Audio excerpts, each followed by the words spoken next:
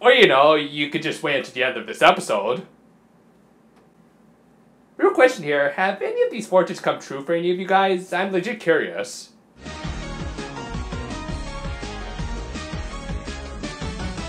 This week, we open with Lala's AI revealing her findings regarding what the Twinkle imagination might be.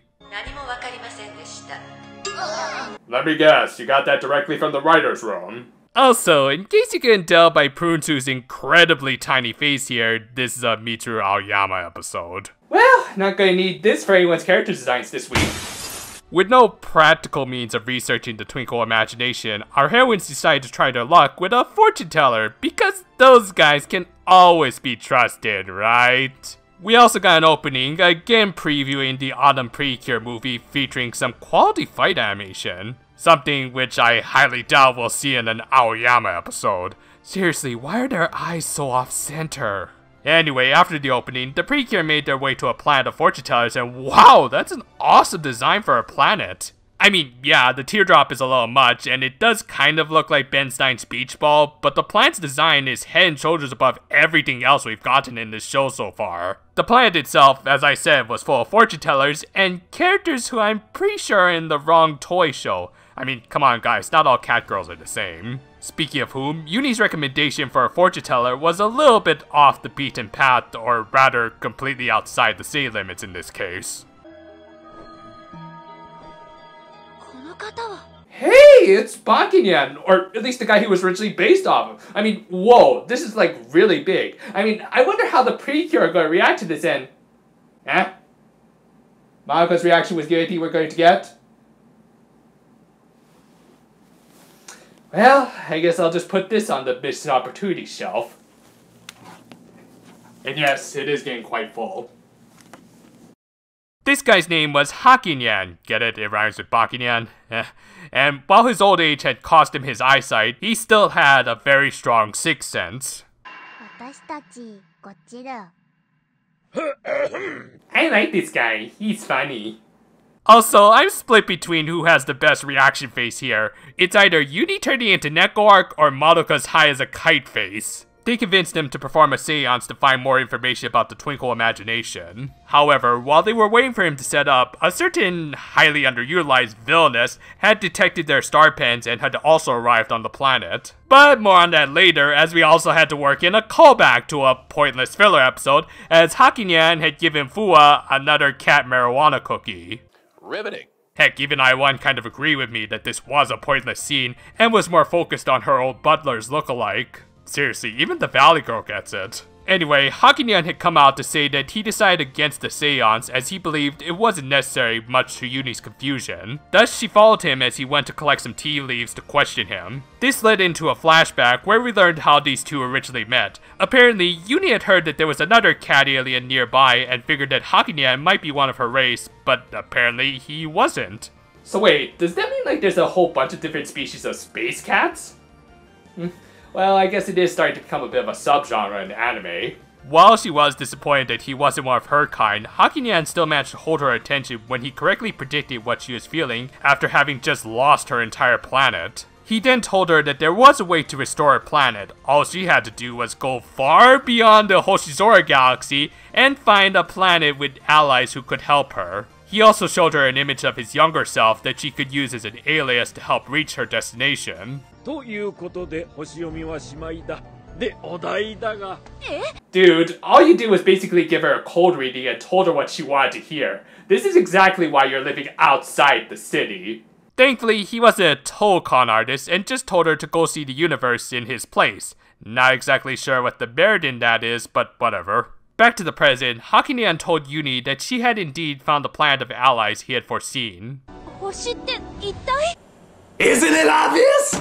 Before our usually smart heroine could put two and two together, I1 arrived and started attacking them. This led into yet another set of flashbacks in this one episode. Originally, an absolutely adorable I1 had arrived at the Noto Raiders HQ after stowing away on one of their supply ships. And in a nice little bit for the villains of the show, they openly welcomed the wandering Cyclops into their fold after recognizing her as yet another lost soul just like them. In return, she created the putty suits for the Nolteres, who apparently are all a bunch of different alien species as opposed to actual putties off of Finster's assembly line. All in all, a good flashback with some strong world building and everything, but is it kinda bad I'm more interested in the villains of the show than the stupid MacGuffin?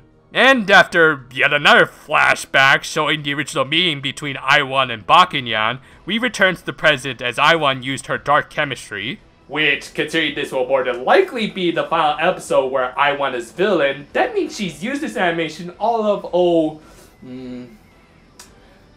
2 times. Well, at least it's one more than Bishi's summoning animation count. And she created the I-1 Robo 23. I'm just gonna assume 17 to 22 were left on the cutting room floor along with the I-1 episodes we should have gotten, but more on that in just a bit as Yuni transformed to combat her. They fought, and for an Aoyama episode, the fight didn't start off bad as there were some nice quick exchanges, though the character models still look quite stiff and unmoving. It actually doesn't look all that bad, so maybe I was being a little bit too harsh at the beginning of this review. Oh wait, here come the rest of the Precure with their pens. Never mind.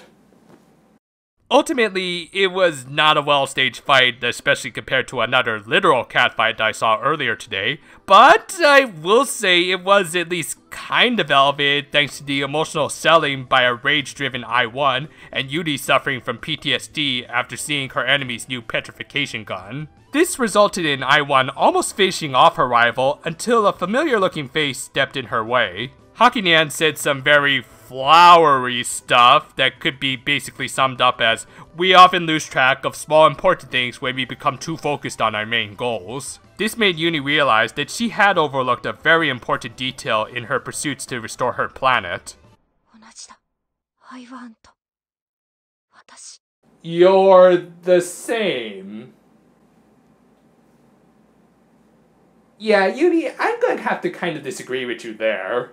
Yeah, apparently now we're just moving into redeeming I-1 with Yuni forgiving her because she lied to her about being her close confidant? I mean, don't get me wrong, I'm not against the superheroine eventually forgiving their enemy, but this is a bit of a weak sauce reason considering the weight of these two sins are incredibly uneven. So you lied to the little psychopath, that's admittedly not entirely morally upright, but compared to your people who are still suffering through their version of the stone world, I don't think it's fair to forgive her that easily.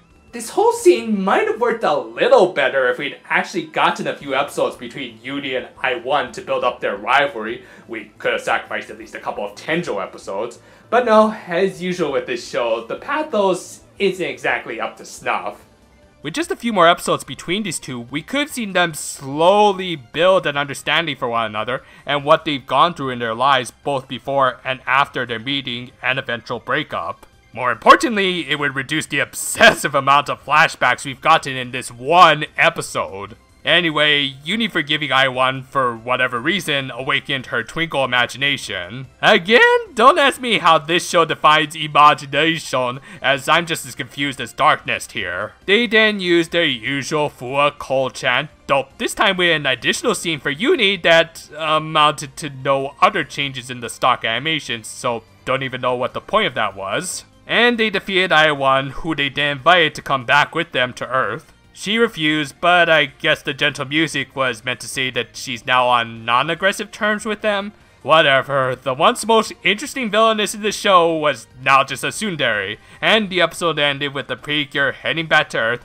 and the old cat stating that she had indeed found the ally she needed. This show really frustrates me sometimes. I mean, I think I get what Murayama's vision is supposed to be, as this was one of his episodes, and on its own, it actually wasn't all that bad. But without proper build-up for stuff like Yuni and I-1's rivalry, it ultimately kind of falls flat. Looking back, it's just absurd how little they dedicated to what could have been one of the most interesting subplots in this show. Between Yuni's debut as Cure Cosmo and this episode, they've had all of one episode dedicated to the rivalry between these two. I don't count the Planet Samon episode, as that was clearly a Lala episode. Great rivalries, especially in anime, need much more than that. Thus, I really do think there was meant to be a lot more I-1 episodes, especially considering how little the dark chemistry animation was used. No, I don't think they would have dedicated 7 I-1 Robos worth of episodes, but at least enough to flesh out I-1 and in turn probably the other villains too. I do honestly think her first flashback was one of the best parts of this episode as we got to see a different side to the villains. A side that shows they can be empathetic to those like them.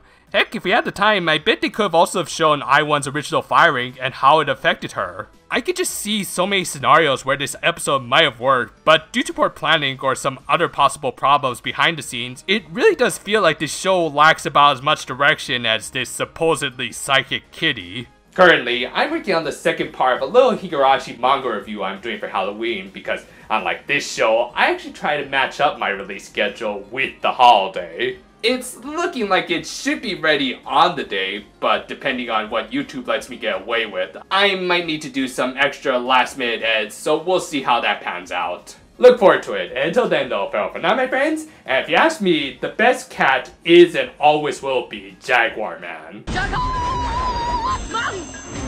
Honestly, I just find it interesting that these two episodes aired on almost the same day, and obviously one was a little better than the other.